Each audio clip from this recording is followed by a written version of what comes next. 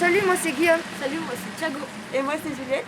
Aujourd'hui au Capitamel, nous allons découvrir comment faire des bûches de Noël.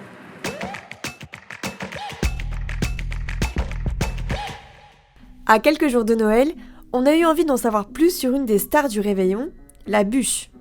Mais infiltrer les coulisses d'une boulangerie-pâtisserie, ça se mérite. Nous sommes à Ambarès, à côté de Bordeaux. Et pour venir, on a dû se lever tôt.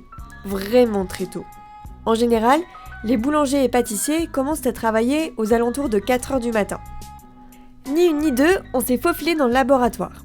Oui, parce qu'en boulangerie-pâtisserie, on ne parle pas de cuisine, mais de labo. C'est là où sont confectionnés les pains et les gâteaux. On a été très impressionnés par le nombre et la taille des machines. Très vite, on a retrouvé Daniel et Valentin, les deux patrons. En gros, les deux chefs d'orchestre de cette boulangerie-pâtisserie. À votre avis, quand ont-ils commencé à travailler sur les bûches de Noël ? De quand vous imaginez faire des recettes de bûches de Noël? Alors, ça va peut-être vous surprendre un peu, mais on commence à y réfléchir dès le mois de juillet. Alors pourquoi ? Parce que juillet et août, c'est un peu plus calme. On a une petite baisse d'activité puisque les gens partent en vacances. Daniel et Valentin ont accepté de nous montrer leur livre de recettes de bûches. Pour être honnête, on s'attendait à un vieux livre épais avec plein d'annotations, du genre de ceux qu'on trouve chez nos grands-parents. Et puis en fait, pas vraiment. Alors ces cahiers, c'est des schémas pour après faire les bûches de Noël. Du coup là par exemple c'est la mousse à la vanille, du coup on voit que ça va être ça. Les poulies des fruits rouges, on voit que ça va être ça. Ouais, et aussi Thiago, tu as compris pourquoi c'était important de dessiner et de bien mesurer ta cuisine. Oui, c'est important qu'il y ait un bon équilibre entre tous les ingrédients. Qu'est-ce que c'est que ces petites barbes? C'est des barbes pour faire la guimauve, pour faire des barbes de Noël. Ils mettent la guimauve sur la feuille de crayon pour avoir le bon gabarit pour après faire les guimauves. Et pour pas que ce soit différent d'une bûche à l'autre, la taille. C'est bien beau les dessins de Barbe, mais ça donne quoi en vrai ? Voilà Maxime, ou plutôt Minouche.